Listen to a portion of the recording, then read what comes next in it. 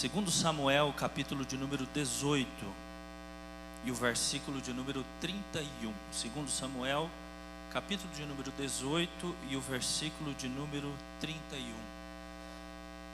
Quero agradecer a Deus pela oportunidade de estar aqui com os irmãos. Quero agradecer a toda a liderança, os obreiros dessa igreja. Que Deus possa abençoar pelo carinho que nos recebeu, os irmãos que nos receberam desde quando chegamos ali na porta até aqui. Que Deus possa abençoar grandemente cada um dos irmãos. Pastor Tony, que Deus abençoe, né? Temos um amigo em comum, como ele disse, pastor Romualdo. E aí entramos em contato, estamos aqui cultuando com os irmãos e tendo o privilégio de transmitir a palavra do Senhor. Glórias a Deus. Quantos creem que Deus tem uma palavra ao seu coração aqui essa noite?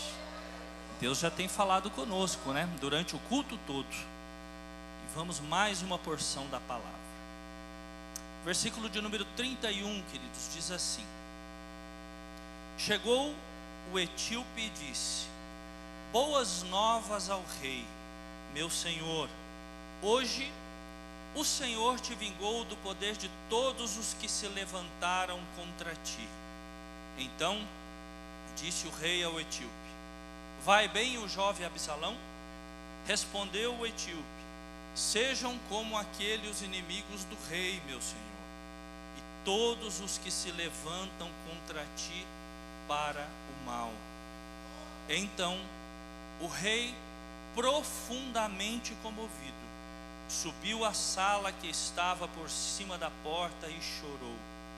E andando dizia: Meu filho Absalão, meu filho Absalão, quem me dera que eu morrera por ti. Absalão, meu filho. Amém, queridos. Podeis tomar os vossos assentos. Glórias a Deus. Queridos, há três nomes, homens, que são referências bíblicas para o povo judeu. O primeiro deles é Abraão, considerado o pai da fé, o pai da nação. O segundo, considerado como referência, Moisés, o legislador, o homem que Deus deu as leis para o povo de Israel. E o terceiro, Davi, o rei Davi, o maior dos reis de Israel. A biografia de Davi é tão tremenda que nas profecias messiânicas Jesus era chamado de filho de Davi. Atos 13:22, Deus diz que ele era homem como o coração de Deus. Tão grande era a biografia e o carinho que Deus tinha por Davi. Davi começa o seu ministério a partir de 1 Samuel, capítulo de número 16. E no capítulo de número 17, antes mesmo de assumir o trono, ele já estava enfrentando gigantes. E Deus dava vitória a Davi lutando contra gigantes. Não houve na história de Israel homem que lutou tantas batalhas em nome de Deus antes de ser rei ou depois de assumir o trono. Não houve na história de Israel homem, general de guerra, em que Deus desse tantas estratégias diferentes para cada tipo de luta, como foi Deus com o rei Davi. Não houve na história de Israel homem, general de guerra, que Deus desse tanto livramento quanto deu a Davi. Davi foi ungido rei de Israel, e logo após ser ungido sofreu muita perseguição, tanta que chegou a fugir exatamente para a terra. Deus dera essa estratégia a ele, da terra do primeiro gigante que ele enfrentou, que foi Golias. E ele estava lá, chegou a ter que fugir para a terra estranha, terra desse gigante. Estratégias. Houve tanta fuga e perseguição do próprio rei Saul sobre Davi, que houve um dia que Davi estava em um vale junto com seus 600 homens de guerra, e não havia saída mais para o rei e o seu exército, e ele estava naquele vale, e de repente Saul cerca a Davi com 3.000 homens. A Bíblia diz que eram 1.500 homens de um lado e 1.500 homens de outro. Esse exército que havia em Israel, segundo Juízes, esses 3.000 homens, eles eram capazes de acertar um fio de cabelo com uma funda. Tão treinado era esse exército de Israel. E aí Davi se encontra naquele vale, onde ele não tinha mais para onde sair, para onde fugir, e de repente ele ergue a sua cabeça e diz: elevo os meus olhos para o monte, e de onde virá o meu socorro? Quando ele diz isso, chega um mensageiro e diz: meu rei Saul, os filisteus estão invadindo Jerusalém, esquece Davi, esquece ele, porque agora tem que ser defendida a cidade. E Saul pega os homens e corre para defender Jerusalém. E então Davi ergue os seus olhos de novo e diz assim: o meu socorro vem daquele que fez, o Senhor dos exércitos, que fez os céus e a terra. E é Ele quem está aqui. É Ele quem está aqui para nos dar socorro. É Ele que está aqui para proteger a nossa casa, a nossa família. É Ele que está aqui para nos dar vitória nas batalhas impossíveis.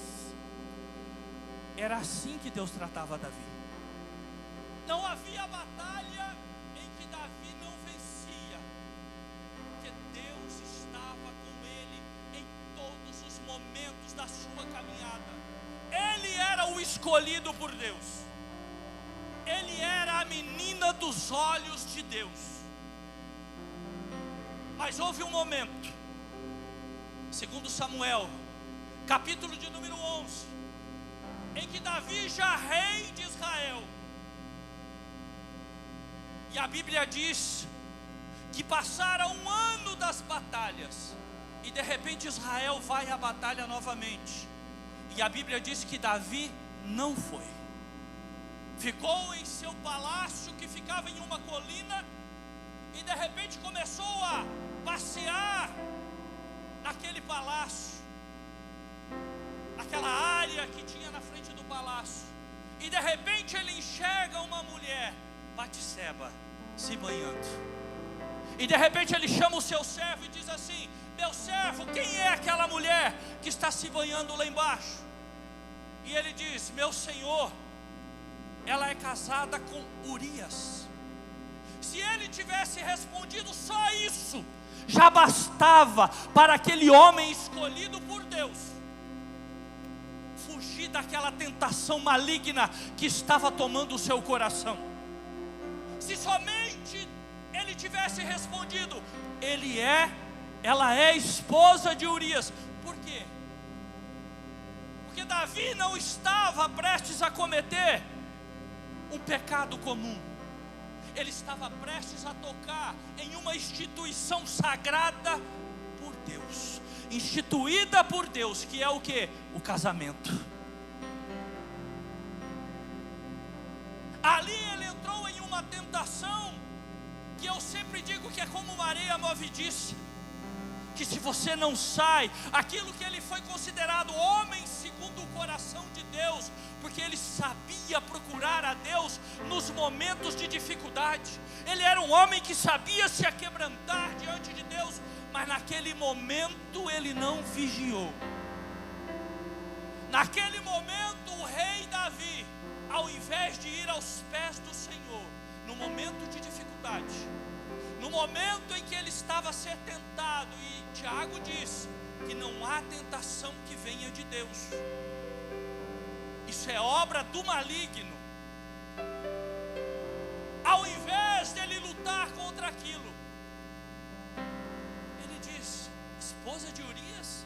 Sim, mas meu mestre, meu senhor, ela não é só esposa de Urias, ela também é filha de Eliã. Urias era um dos 37 guerreiros de Davi. Eliã participava dos 37 guerreiros de Davi. Ah, ela é filha de Eliã? Sim, meu senhor, mas ela também é neta de Aitofel. Aitofel era o amigo e conselheiro do rei. Davi, naquele momento, ele não estava só sendo tentado a pecar contra a instituição do casamento que Deus havia instituído, mas ele estava sendo tentado a ser traiçoeiro, maligno. Nada daquilo que ele havia se apresentado, todo aquele tempo que Deus havia dado vitória para ele, ter levado ele como rei, dado esposa, dado todo o luxo necessário, tudo que Davi precisava, Deus lhe deu. E naquele momento ele diz: traga ela para mim. Deixou que a tentação tomasse conta da vida dele, não vigiou. Sabe, queridos, hoje eu vejo famílias sendo destruídas por falta de vigilância. Nós temos que abrir os nossos olhos, a nossa casa, para vigiarmos, porque o nosso inimigo é brada como um leão ao nosso derredor, tentando nos tragar. Nós estamos em batalha, nós estamos em guerra. E o inimigo, queridos, ele não vem com um exército querendo aparecer para tomar a tua casa, tomar a tua família, não. Lembra do rei Ezequias? A Bíblia diz que o rei Ezequias adoece, e de repente chegam emissários babilônicos para visitar o rei Ezequias. E a Bíblia diz que eles vêm com um presente e uma carta. Eles não vêm com um exército para batalhar contra o rei Ezequias. E a Bíblia diz que o rei Ezequias abriu os portões do palácio e mostrou a casa de armas, a casa de tesouro, mostrou toda a sua casa. Aliás, há um versículo lá que diz assim: não houve coisa alguma em que o rei Ezequias não mostrasse dentro do palácio. Quando aqueles homens vão embora, chega o profeta Isaías e diz assim: meu rei, quem eram estes homens? Ah, estes homens eram amigos babilônicos que vieram de longe, me trouxeram presentes, me trouxeram uma carta. O profeta estende o dedo para ele e diz: pois assim diz o Senhor, porque você abriste a tua casa, porque você mostraste os segredos que só pertenciam a mim e a você, haverá um tempo que eles virão e levarão seus filhos como escravos. Eles serão escravos, levarão todos os tesouros que te pertencem. Precisamos colocar piquetes de segurança, precisamos saber quem nós acolhemos em nossa casa, em nosso lar. Estava pregando agora em uma cidade no norte do Paraná. Pregamos sexta, sábado e domingo, aniversário da igreja. Hospedamos na casa do pastor, que nos atendeu com muito carinho. E de repente pregamos a sexta, pregamos o sábado, domingo de manhã. Quando foi no domingo à tarde, após o almoço, eu fui e ia pregar no encerramento. Falei para minha esposa tinha pregado no sábado. Falei: amor, eu vou para o quarto um pouquinho, vou orar, vou meditar. E ela ficou conversando com a esposa do pastor. A esposa do pastor chama ela e diz: irmã Esther, eu preciso falar com alguém. Uma igreja, queridos, com grandiosa, mais de 500 lugares e membros. E de repente ela diz: irmã Esther, há uns 8 meses chegou uma psicóloga na igreja, veio cheio de problemas, aceitou a Jesus, acolhemos ela, só que nós abrimos a nossa casa de uma forma tão grande que ela começou a conviver conosco como se fosse da família, todos os dias em casa, todos os dias sugando a nossa energia. A esposa do pastor contando. E de repente, irmã Esther, saímos para um final de semana, isso há há 8 meses atrás. Saímos no final de semana, agora retrasado, para tirar um final de semana com meu esposo, que há tanto tempo no ministério nós estamos trabalhando e não temos tempo. Chegamos num hotel fazenda e de repente meu esposo lá fora e eu dentro do quarto, e pego o celular dele e tinha uma mensagem escrito assim: por que que tudo que é bom é para ela?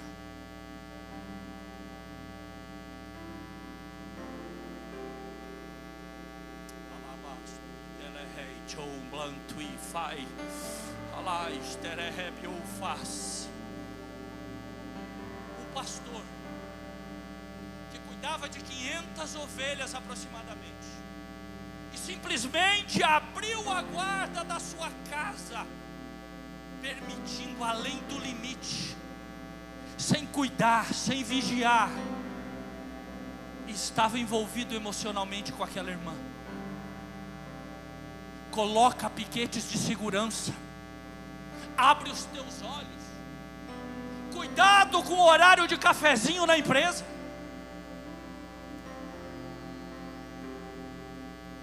Tempo ocioso, internet. Agora outro amigo nosso pedindo ajuda na cidade de Londrina, dirigente de uma congregação. Sabe o que aconteceu? A esposa achou um ex-namorado da época da juventude no Facebook, ou não sei em qual foi a rede social. Sabe o que aconteceu? Fugiu com o ex-namorado, estabeleceu, abriu a guarda, estabeleceu um diálogo, deixou de vigiar. O que você tem feito pela tua casa, pela tua família? Você tem vigiado esta instituição que consagrada, sagrada, que Deus instituiu? O que você é quando você está sozinho na frente daquele computador, na frente das redes sociais? O que você acessa?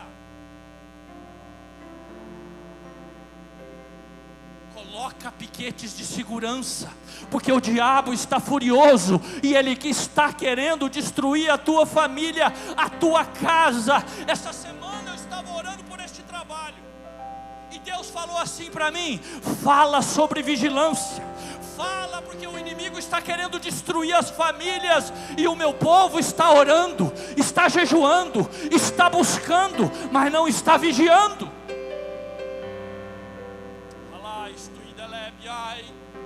Mas é através do poder da palavra que laços estão sendo quebrados aqui hoje.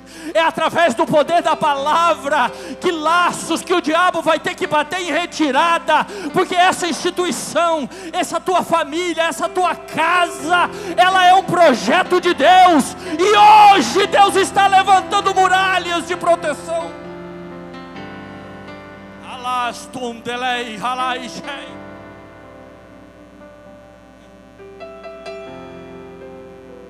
Chama Batseba, se envolve com ela. Aí Davi simplesmente despede-a, vai para casa. Mas o que Davi não contava é que dali a pouco Batseba manda um recado para o rei: estou grávida. Ao invés de Davi ir aos pés de Jesus, ele manda um recado para Joabe, o seu general de guerra: manda que traga Urias para cá. Vem Urias. Davi chama ele em sua sala, tentar encobertar o seu pecado. Irmãos, eu trato o gabinete de família há mais de 10 anos com a minha esposa. Esconder nunca é alternativa. Deus tem restauração. Eu já vi casais saírem de situação de adultério e hoje ter ministério de família, porque Deus restaura. Esconder nunca é, porque o inimigo quer que você vire escravo dele.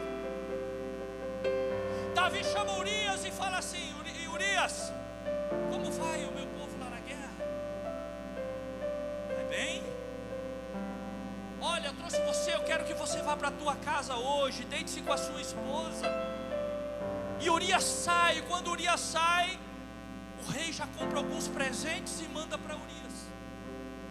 Só que a Bíblia diz que Urias não vai até a casa dele e deita na porta com os servos do rei. E de repente vieram avisar o rei: meu rei, Urias não pousou em casa essa noite, manda chamar Urias.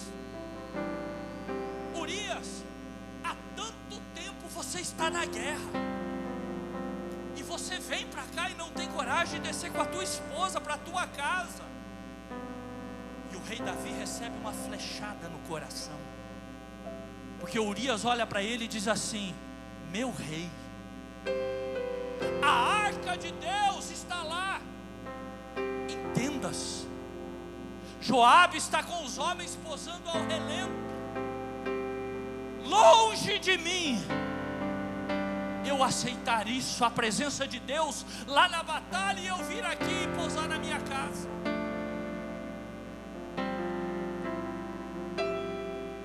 O rei Davi olha para ele, chama ele para uma festa, e embebeda Urias e fala: Urias, desça para a tua casa. Pois ele não vai de novo. No outro dia de manhã avisa o rei: Urias não foi. Ele chama Urias, escreve uma carta dizendo a Joabe: Joabe, quando Urias levar esta carta e te entregar, coloque ele na maior frente de batalha para que morra. Selou a carta com o anel do rei, entrega na mão do próprio Urias, e ele vai. Quando chega Joabe, Joabe lê aquela carta e diz: muito bem, Urias, nós teremos uma frente de batalha amanhã, e eu quero que você guerreie por mim nesta frente de batalha. Coloca eles perto da muralha, e Urias é morto. Manda um mensageiro avisar o rei. Chega o mensageiro: meu rei, perdemos uma luta, mas tem uma observação aqui: Urias está morto. O rei dá um sorriso: fique tranquilo, batalhas se perdem todos os dias, anime os homens que continue. Achou que o problema estava resolvido?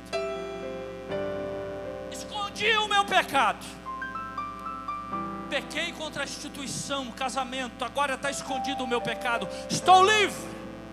Manda chamar Batseba, recebe ela como esposa, e nasce o filho de Davi. Só que tem um versículo no final do capítulo de número 11 de 2 Samuel, que diz assim, o último versículo: e isso não agradou aos olhos do Senhor.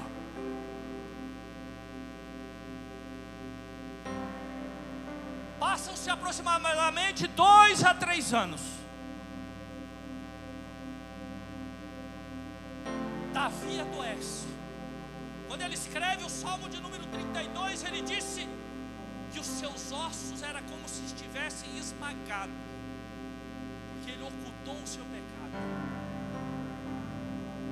De repente, como o projeto era grande na vida de Davi, Deus manda um profeta, Natã. Natã chega para Davi contando uma historinha assim: meu rei, existem 2 homens, um muito rico, tem muito gado, tem muitas ovelhas, e outro, meu rei, ele só tem uma cordeirinha, e essa cordeirinha ainda ele trata como se fosse da casa dele, come no prato, bebe no nosso copo. E de repente chegou um viajante na casa desse homem rico, e ao invés dele pegar um do seu gado, das suas ovelhas, ele pegou a única cordeirinha do outro homem e o serviu. Mal ele acabou de falar, Davi se levanta e diz assim: pois este homem terá que pagar 4 vezes o que ele fez. Maldito seja este homem. Olha a palavra, poder da palavra, porque a palavra que sai da nossa boca é como uma procuração no mundo espiritual. Ou você dá para Deus, ou você dá para o diabo. Esses dias eu ministrando num seminário de casais, e eu perguntei assim para os casais: se hoje tudo que saísse da tua boca dentro do teu lar tivesse o poder de se materializar na hora, o que se tornaria o teu filho? Um burro? Alguém que não vai dar nada? Quantos pais que chegam: ô menino, você não vai dar nada na vida, seu burro, se mexe. Você é um vagabundo, não se vira para nada. E quantas coisas que saem da nossa boca, e nós damos procuração no mundo espiritual para que Satanás trabalhe na nossa casa e na nossa vida. Fomos atender agora um casal. Chegamos lá, um pai, 3 meninas, uma escadinha. Aí o pai pediu para que a menina saísse de casa e fosse brincar, as meninas, na casa do vizinho. Eu e minha esposa entramos, não vimos a esposa, crentes, irmão, da igreja. Não vimos a esposa,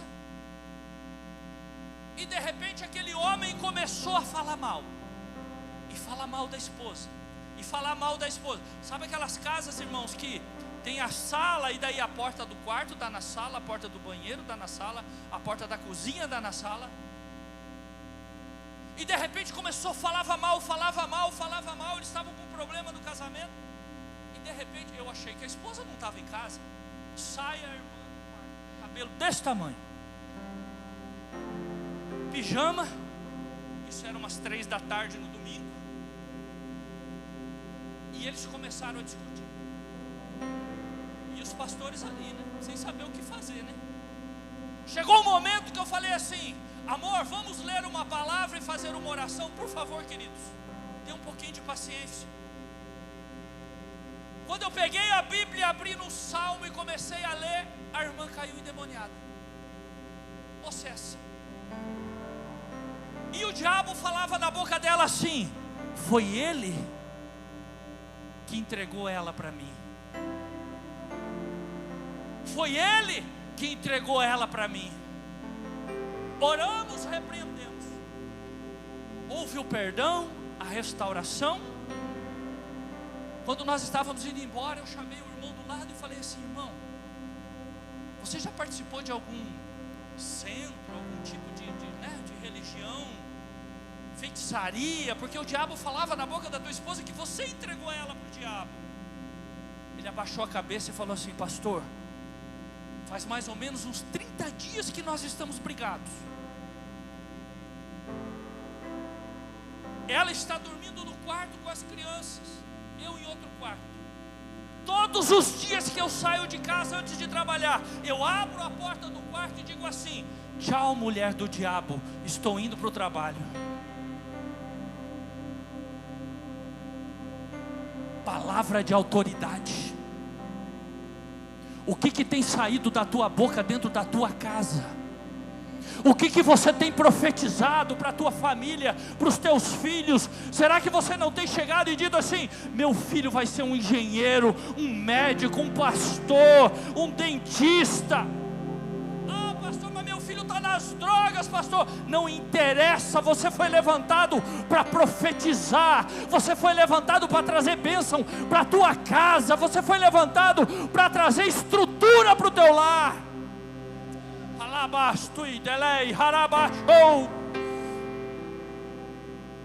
Não deixe que o diabo use a tua boca dentro da tua casa e dentro do teu lar. Que saia saia a palavra de bênção, que saia a palavra que possa trazer uma estrutura para a tua casa. Davi disse 4 vezes: merece o castigo esse homem. O profeta Natan olha para ele e diz: pois este homem é você.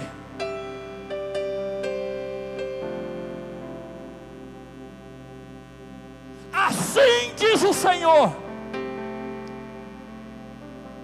eu te dei reinado, eu te dei casa, eu te dei palácio, eu te dei conforto, eu te dei família, eu te dei emprego, eu te dei casa. E se você tivesse me pedido, eu daria mais.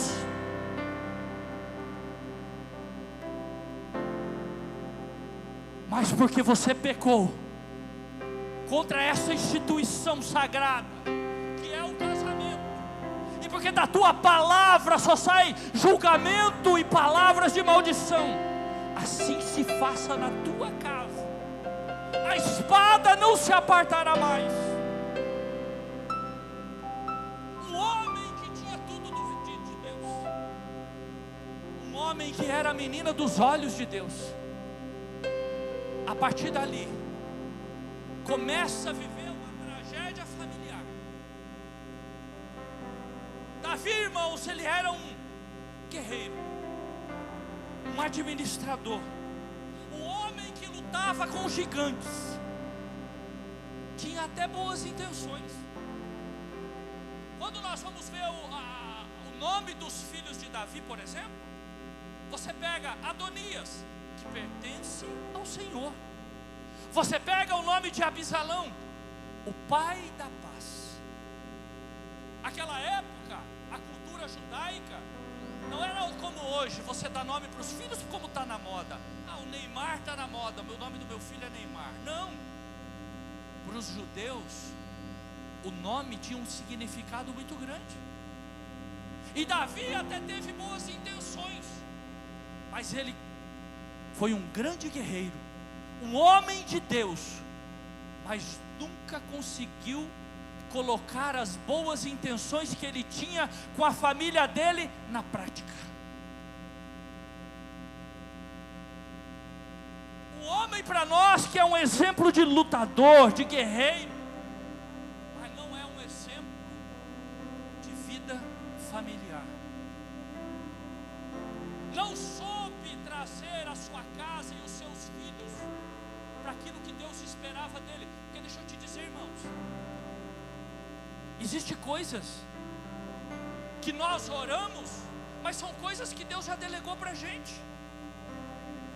Administrar a nossa família é algo que Deus já delegou para mim e para você. Muitos de nós temos problemas hoje com os nossos filhos e com a nossa casa, exatamente porque não servíamos a Deus, nunca trouxemos os nossos filhos aos pés do Senhor quando pequenos. Isso é obrigação minha, é obrigação tua. Começa uma tragédia, porque a Bíblia diz que o filho de Davi adoece. Davi entra no seu quarto, e eu vou andar aqui rápido porque não tenho muito tempo. Jejua 7 dias e 7 noites pelo filho que ele tinha com Batseba. Um dia os seus servos chegam e começam a cochichar em volta do quarto que o rei estava jejuando e orando, e ele percebe que o menino havia morrido. Ele sai do quarto e pergunta: o menino morreu? Morreu.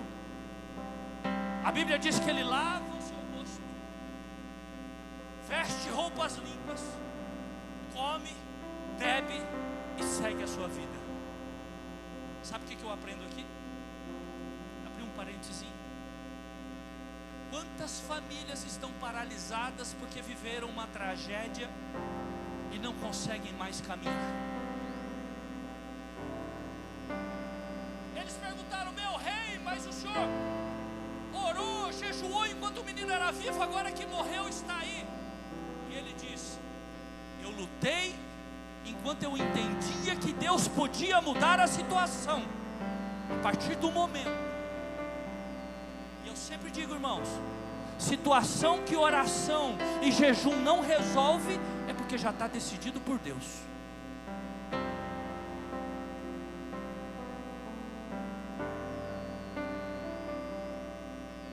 Quantas famílias paralisadas, porque viveram uma tragédia e não conseguem mais caminhar. É momento de se levantar, é momento de lavar os rostos, é momento de analisar as perdas e dizer: Senhor, se isso foi a tua vontade, a partir de agora eu luto para caminhar novamente. Eu vou pregando e Deus vai trazendo alguns testemunhos. Eu preciso contar porque esse Deus trouxe. Eu sinto que é o Espírito Santo. Uma vez me envolvi com um sócio e tive um prejuízo muito grande financeiro com esse sócio. Pensa numa mágoa. Coloquei aquilo no meu coração. Era o meu melhor amigo, aquele homem que eu tinha como irmão. Nós não éramos crentes naquela época, lá atrás. Eu convivi a minha vida toda com aquilo, irmão. Passaram-se anos. Um valor, queridos, hoje que era para mudar a minha vida. Pensa que é valor baixo que eu estou falando aqui. Valor que mudaria a minha vida. Fui participar da escola bíblica em Londrina, de obreiros. O pastor ministrou sobre esse texto. E ele disse assim: há pessoas que estão aqui paralisadas porque tem mágoa no coração, não conseguem perdoar. Você tem que sair daqui e fazer como Davi: lava o seu rosto, toca a tua vida. Aquilo mexeu comigo. Eu saí dali daquela escola bíblica, peguei o meu celular, liguei para ele, que há anos eu não falava com ele. Quando eu falei, ele já atendeu chorando, que era o meu melhor amigo, pastor. E eu disse assim: Anildo, eu estou te ligando por um motivo. Eu te amo, eu sinto saudade de você. Hoje eu sou um obreiro na casa de Deus. E ele disse assim para mim: Alexandre, mas eu não tenho como acertar com você. Eu falei: não interessa, Nildo, eu estou te ligando para te perdoar. Você não me deve mais nada. E conversamos. Passou-se um ano. A minha esposa com o projeto de abrir uma loja em São Mateus do Sul. O sonho dela. E eu não tinha dinheiro, porque você vai abrir uma loja, um comércio, você tem que investir. Eu falei: amor, vamos fazer propósito com Deus. Gideão, vamos fazer. E fazia um propósito, estava certo, Deus estava no negócio. Fazia outro propósito, estava certo. Chegou uma hora que ela falou assim: amor, mas eu não aguento mais fazer propósito, Deus já confirmou. Eu falei: mas eu não tenho recurso. Chegamos em casa à noite. Toca o meu telefone, quem que estava falando? O Anildo. Começamos a conversar. Ele falou assim: meu irmão, a paz do Senhor. Olha só. Eu falei: que é isso, Anildo? Rapaz, eu estou congregando na igreja menonita. Deus fez um milagre na minha vida, na minha casa. E tem uma coisa, Alexandre, eu sei que você perdoou aquela dívida, mas toda noite que eu vou dormir, vem uma voz na minha ouvido e diz assim: acerta com o Alexandre, paga o Alexandre, procura o Alexandre. E ele disse assim: eu não aguento mais isso, eu tenho uma proposta para você. Eu falei: ué, pode falar? Eu não tenho dinheiro, mas eu tenho uma caminhoneta que 0 km, está com 3.000 km, uma Triton vermelha. Se você vir aqui amanhã buscar essa caminhoneta, eu te dou ela com recibo passado. Ainda ele brincou e falou assim: Alexandre, mas tem que ser amanhã, porque é capaz de eu desistir desse negócio. Eu falei: é mesmo, Anildo? Espera aí, meu irmão, eu estou indo aí amanhã. Porque isso aí é a resposta de Deus para hoje. Que nós acabamos de apresentar um propósito diante de Deus. E isso aí é a resposta de Deus. Hoje, aquela atitude minha abriu o comércio da minha esposa, deu início a uma importadora e um grande negócio que Deus nos deu. Mas você tem que caminhar. Para de ficar se lamentando por pequenas injustiças, pequenas injúrias que você tem passado, sendo que você tem coisa grande que Deus está querendo colocar na tua vida.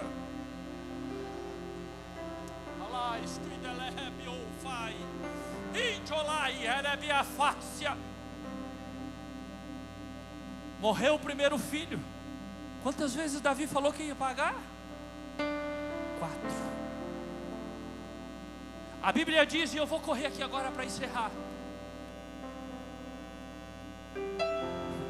Aminon, um dos seus filhos, se apaixona pela sua irmã Tamar. Arma uma cena através de um conselho de um amigo.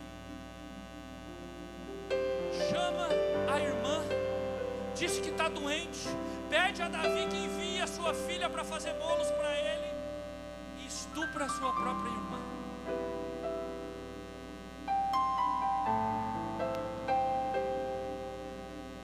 Quantas vezes ia pagar? 4. Sabe o que acontecia com uma jovem que era estuprada ou violentada naquela época em Israel? Morte emocional. Tanto é que a Bíblia fala que Absalão recolhe ela dentro de casa e ela viveu angustiada.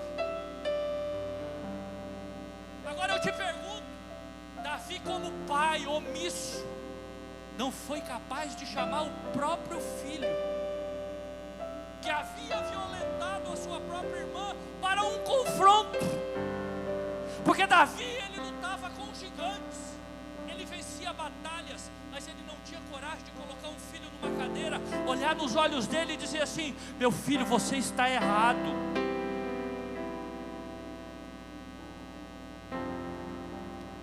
Pergunta por quê?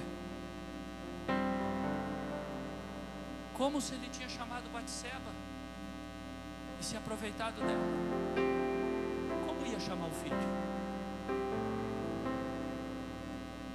Qual é o exemplo como pai que ele tinha para confrontar um filho? 2 filhos condenados e mortos. A Bíblia diz que Absalão, por 2 anos, guarda aquela mágoa, e um dia arma uma festa na casa dele, e simplesmente pede que matem Aminon. Quantos filhos? 3 filhos. A Bíblia diz que Davi chorou: meu filho Aminon, meu filho Aminon. Absalão foge para a casa do avô Talmai, por parte da sua mãe. Davi não confrontara Aminon e não confrontara também Absalão, que havia matado o próprio irmão. Pergunta por quê? Como se ele via matado Urias? Como ele ia olhar no olho do filho dele e dizer assim: você cometeu um assassinato, sendo que ele foi assassino? 3 anos Absalão fica na casa do avô, porque Davi, ele terceirizava a educação dos filhos. Talvez porque tinha muita ocupação, talvez porque trabalhava muito, talvez porque era um homem agitado que lutava guerras e batalhas. Talvez Davi é como nós hoje, que não temos tempo para nada, nem para educar os nossos próprios filhos, e às vezes terceirizamos para a televisão, para a internet, que é muito mais fácil dar um computador na mão do menino e um celular e dizer: fica quieto aí que assim você não incomoda.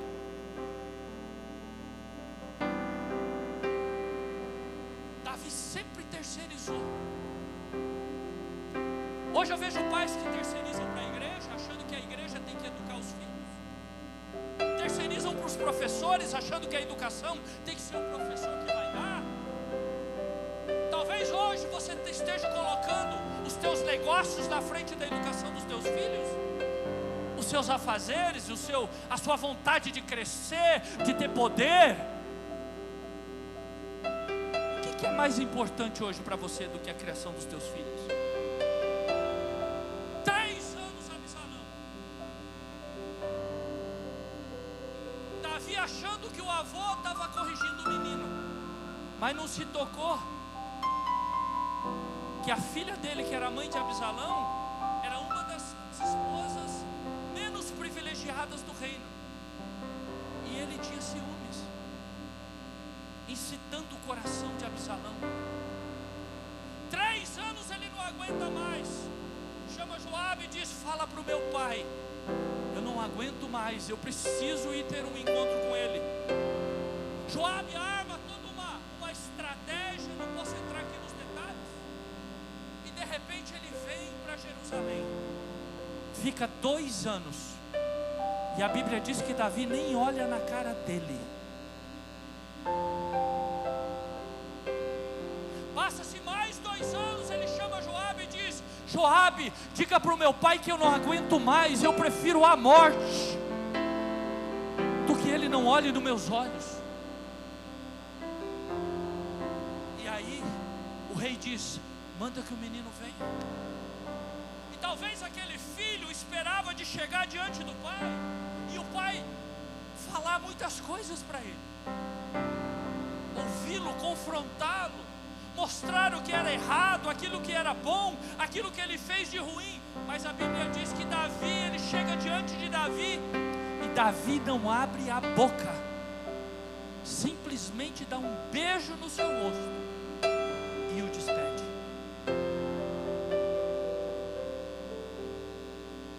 Absalão sai dali e começa a dizer para todo mundo: não há quem julgue algo neste reino. Aqui não há quem julgue, não tem rei que pratique a justiça. Olha tudo que eu fiz, estou aqui. Meu pai nem sequer me chamou a atenção, nem sequer me confrontou, nem sequer me disse que eu estou no caminho errado.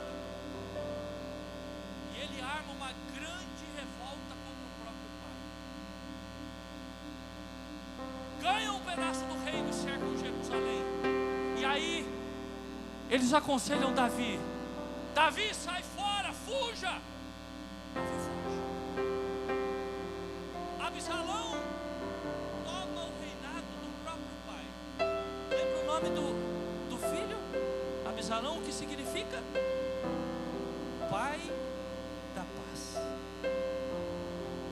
Aquele que era para promover talvez a paz no reino, se tornou o filho rebelde, tomou o reino do próprio pai.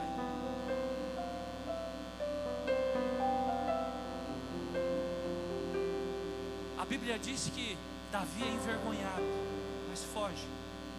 Um dia o exército de Davi vai à guerra com o próprio exército do filho. E Davi dá uma ordem extrema para Joabe e os seus generais: vençam a batalha, mas não toquem na vida de Absalão. Ele é meu filho. A Bíblia diz que eles vão, se enfrentam, vencem a guerra. O exército de Absalão é abatido, mas ele corre em cima do seu cavalo e fica preso com seus cabelos em uma árvore. Joabe, o homem de confiança de Davi, vai lá e crava a espada no coração do filho do rei. Quantas vezes o homem tinha que pagar? 4 vezes. 4 filhos mortos. Quando veio o mensageiro até o rei: meu rei, vencemos a batalha. Parece que eu vejo alguém chegar assim, pastora, no final da vida, Você tem o poder. Você conquistou. A tua empresa está de vento em popa. Os teus negócios estão maravilhosos. Seus investimentos. Tudo uma bênção. Meu rei, você venceu a batalha novamente. O reino é teu. Davi olha para ele. E o menino Absalão, como vai?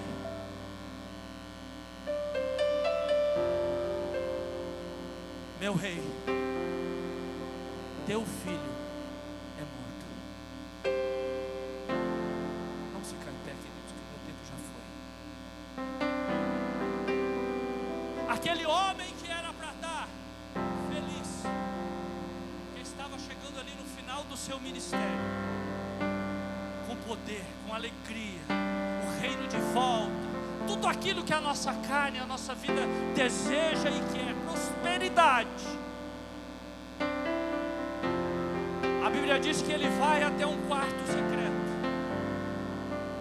e lá ele começa a chorar. Meu filho, meu filho, Absalão, meu filho, quem dera eu poder morrer no teu lugar. Passa um filme na cabeça de Davi, tudo que ele tinha feito, o pecado contra a família, o pecado contra o casamento, tudo que ele tinha passado, a morte dos seus filhos. E aí eu te pergunto hoje, para nós encerrarmos,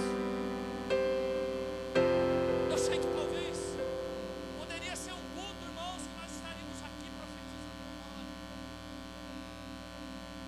falando em língua estranha, profecia.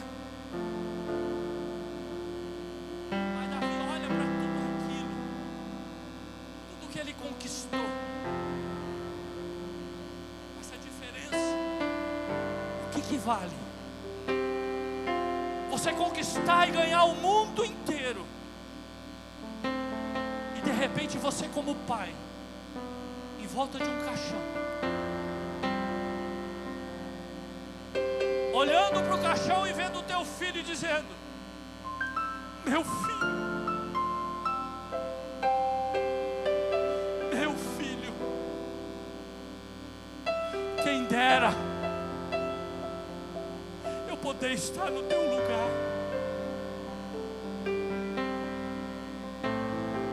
Quem dera eu ter respeitado a palavra de Deus. Quem dera, meu filho, eu ter vigiado no momento certo e não ter cedido à tentação do inimigo. Quem dera, meu filho, se eu pudesse voltar atrás.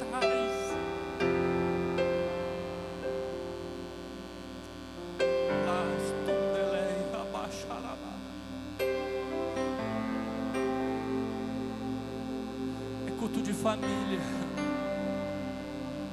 Pare um pouquinho aí na sua mente. Você consegue imaginar a dor de um pai enterrar o próprio filho? Só quem passou por isso. Só quem passou por uma tragédia dessa. Não é momento de desfalecer. Não é momento de você descansar. Não há descanso aqui. Aqui é batalha. Aqui é oração. Aqui é campanha. Aqui é jejum. Aqui é nós lutarmos todos os dias pela nossa casa e pela nossa família. Não desfalecemos um minuto só.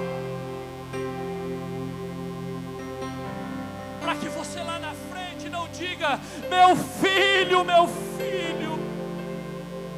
quem dera eu morrer no teu lugar.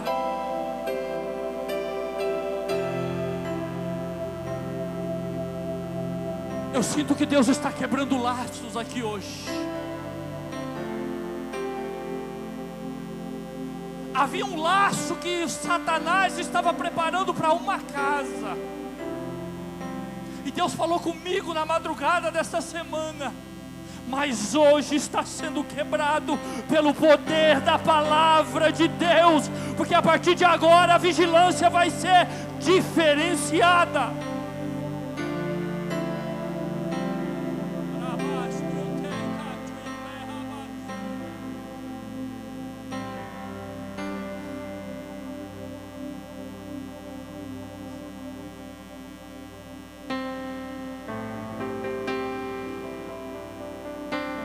Eu quero convidar você aqui com a tua família.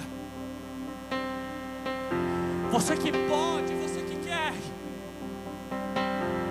Eu sei que a palavra hoje ela é forte, mas é uma palavra que está trazendo livramento para os filhos de Deus aqui hoje. Eu sei o que eu vim pregar aqui hoje. O livramento que Deus está trazendo é o livramento de morte, porque a atitude que você teria traria a morte da tua casa.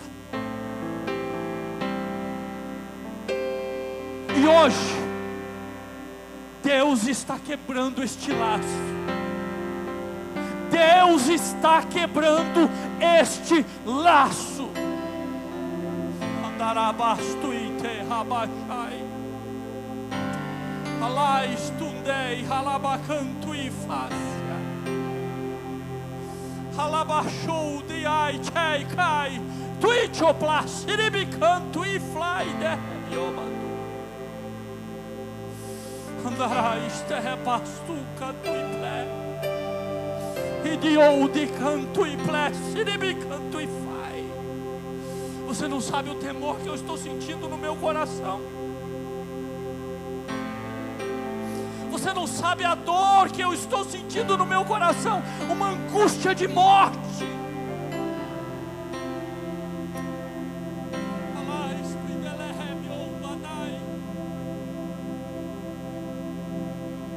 Eu quero agora que você ore. Eu quero agora que você repreenda. Eu quero agora que você repreenda e diga em nome de Jesus: este laço está quebrado na minha casa. Este laço está quebrado na minha família. Este laço está quebrado. A partir de hoje, o teu tratamento de pai omisso, de mãe omissa, vai ser diferente. Não vai haver terceirização na educação dos filhos.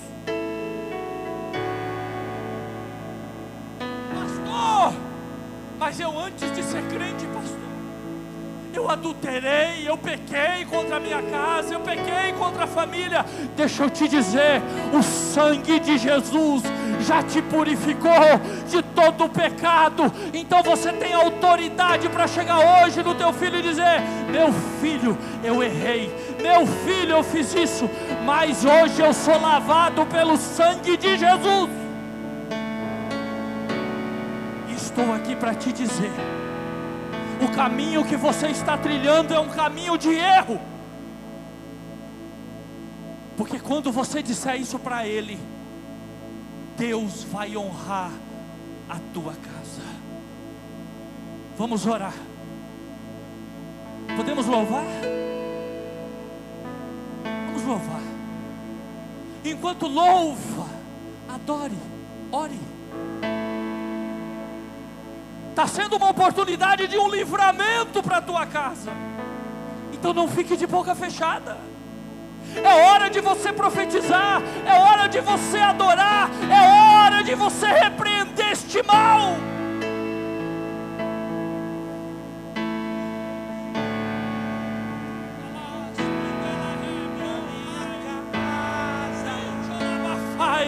Ore, começa a orar.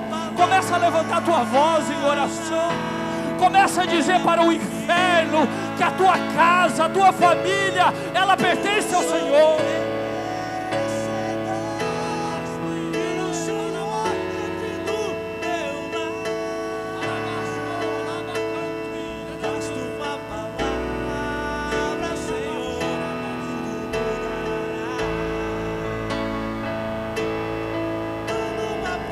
Comece a profetizar. Meus filhos pertencem ao Senhor.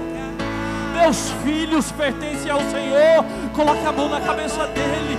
Profetize, coloque a mão na cabeça dela e diga: você será abençoado. Você já é abençoado. Harastondelei, harabai, shuiderekai.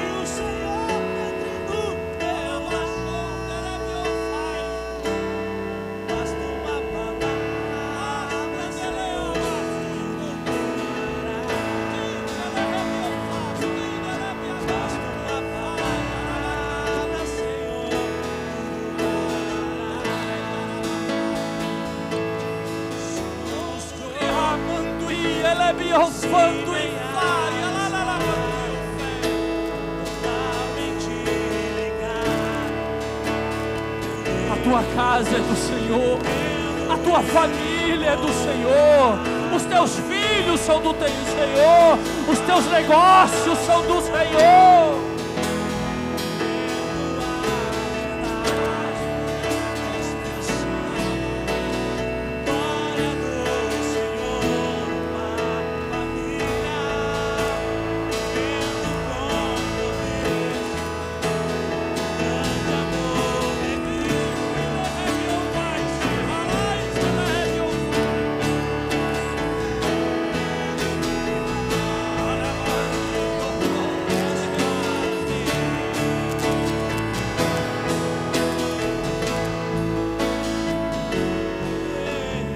Pai, aqui estão os teus filhos, Senhor, e pelo poder da tua palavra, Pai, eu disse pelo poder da tua palavra, Senhor, pelo poder do teu sangue, pelo poder do teu nome, Senhor, Pai, eu profetizo agora, laços sejam quebrados em nome de Jesus. Pai, que a tua graça, Pai, que a tua bondade, Senhor, ela seja derramada, Pai, em todas as áreas das tuas famílias que aqui hoje estão. Pai, a área espiritual, a área emocional, a área material, da saúde, Pai. Senhor, abençoa as famílias deste lugar, abençoa as famílias deste lugar, em nome de Jesus.